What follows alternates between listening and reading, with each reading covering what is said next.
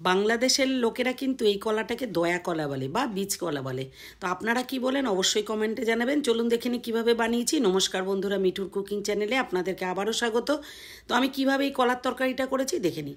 এই কলাগুলো নিয়েছি, এটার মধ্যে কিন্তু ভর্তি বীজ আছে। তো কলাগুলোকে পিস পিস করে কেটে নিতে হবে। খোসাটা ছাড়িয়েছি কীভাবে আমি বটিতে কেটে আপনাদেরকে দেখিয়ে দিচ্ছি। খুব সহজ কিন্তু এই কলাগুলো কাটা।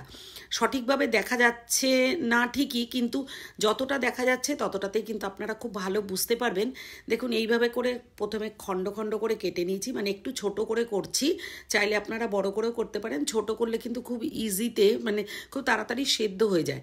তো এরকমভাবে খোসাটা জাস্ট একটু চাপ দিলে, মানে একটু চাপ দিলেই কিন্তু খুলে যায়। খুব বেশি কষ্ট করতে হয় না এর জন্য। আর আবারও কলার মধ্যেটাও জাস্ট একটু বটির মাথায় লাগিয়ে বা ছুরির মাথায় লাগিয়ে একটুখানি চাপ দিলেই কিন্তু ভাগ হয়ে যায়। এইভাবে কেটে সবসময় কলাগুলোকে হলুদ জলে ডুবিয়ে রেখে দিতে হবে। আমি দুটো কলাকে হোল নাইট হলুদ জলে ডুবিয়ে রেখে দিয়েছিলাম, আর একটা কলা আপনাদের সাথে সামনে দেখানোর জন্য একটা কলা কাটতে বাকি রেখেছিলাম। এরকম হলুদ জলে ডুবিয়ে রেখে দিলাম। এরপর সাইডে কিন্তু আমি একটা মশলা তৈরি করে নেবো। তার আগে দুটো মিডিয়াম সাইজের আলুকে একটু বড় বড় করে কেটে নিয়েছি। আপনারা চাইলে যদি আলু না খান আলুটা স্কিপ করে যেতে পারেন, তবে আলু দিলে খেতে কিন্তু ভীষণ ভালো লাগে। এরপর একটা মিক্সিং বোল নিয়েছি, মানে জার নিয়েছি, নিয়ে এর মধ্যে 4-5টা কাঁচা লঙ্কা, 2 চামচ পোস্ত আর সাদা সর্ষে দিয়েছি 2 চামচ, আর একটু লবণ দিয়েছি 1/2 চামচ, অল্প 1/2 চামচেরও কম হলুদ দিয়েছি। দিয়ে শুকনো উপকরণ একটু ভালো করে ঘুরিয়ে নিয়ে এরপরে জল দিয়ে একটা স্মুথ পেস্ট কিন্তু বানিয়ে নিতে হবে। বারবার মিক্সিটা ঘুরিয়ে ঘুরিয়ে একটা স্মুথ পেস্ট বানিয়ে নিতে হবে। এরপর এটা আমি সাইডে রেখে দিয়েছি। গ্যাসে কড়াই বসিয়ে গরম করে সর্ষের তেল দিয়ে ওর মধ্যে একটা শুকনো লঙ্কা আর 5 ফোড়ন, ছোটো চামচের 1 চামচ 5 ফোড়ন দিয়ে যখন একটু ভাজা ভাজা হবে তখন আলুগুলোকে দিয়ে দিতে হবে। দিয়ে খুব ভালো করে ভাজা ভাজা করে নেব। দেখুন হলুদ জলে ডোবানোই রয়েছে কলাগুলো। ওই হলুদ জল থেকে তুলে নিয়ে কড়াইতে দিয়ে দিয়েছি। দিয়ে এরপর পুরো আলু আর কলাটা বেশ কিছুক্ষণ কিন্তু ভাজা ভাজা করে নিতে হবে, কারণ কলা থেকে ভীষণ কষ বের হয়। এর জন্য হলুদ জলে ডোবালে কষটা বেরিয়ে কালো হয়ে যায় না, আর একটু ভাজা করে নিলে কিন্তু সেই কষ ভাবটা থাকে না। এরপরে আবারও একটু লবণ দিয়েছি, দিয়ে মশলার যে পেস্টটা আছে ওটা দিয়ে দিলাম।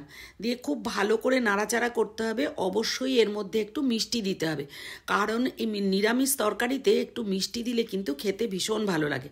যারা মিষ্টি খেতে পছন্দ করেন না তারা স্কিপ করতে পারেন। আমি জ্যাগেরি পাউডার দিয়ে দিয়েছি 1 টিস্পুন।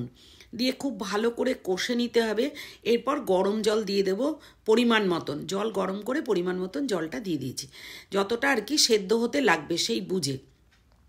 এরপর ঢাকা দিয়ে 2-3 মিনিট, 3 মিনিটও লাগবে না, মিনিট 2 ফোটালে কিন্তু একেবারেই সেদ্ধও হয়ে যাবে, গ্রেভিটা ঠিক হয়ে যাবে, একদম প্রায় রেডি। তো এরকমভাবে যদি না খেয়ে থাকেন তো একবার অন্তত এইভাবে খেয়ে দেখুন, দুর্দান্ত লাগবে। আমার এক বান্ধবী আছে, সে বলে যে এই ধরনের খাবার কখনোই খাইনি, এই কলা যে রান্না করে খাওয়া যায় তাই জানতাম না। তো তুমি এই কলার ভিডিওটা একবার করো। ও খেয়েছিল আমার এখানে, খেয়ে ভীষণ প্রশংসা করেছে। আপনারাও এইভাবে করে খেয়ে দেখবেন, দুর্দান্ত লাগে খেতে। তো একদম গ্রেভিটা যখন একটুখানি শুকিয়ে আসবে তখন কিন্তু উপর থেকে একটু সর্ষের তেল দিয়ে দেবো, কারণ সর্ষে দিয়েছি বাটা, এই জন্য একটু সর্ষের তেল দিলে ফ্লেভারটাও ভালো আসে, খেতেও কিন্তু খুব ভালো লাগে। এরপর সার্ভিং বলে শিফট করলেই রান্না একেবারেই রেডি। আবারও বলছি, যারা এখনও করে খাননি তারা খেয়ে দেখবেন। যারা সাবস্ক্রাইব করেননি চ্যানেলটাকে এরকম নতুনত্ব ভিডিও পেতে সাবস্ক্রাইব করে আমার পাশে থাকবেন। বেল আইকনটা প্রেস করতে ভুলবেন না, যাতে পরবর্তী ভিডিও আপলোড করার সাথে সাথেই আপনারা নোটিফিকেশানটা পান আর ভিডিওটা দেখতে পারেন। কেমন লাগলো জানাবেন।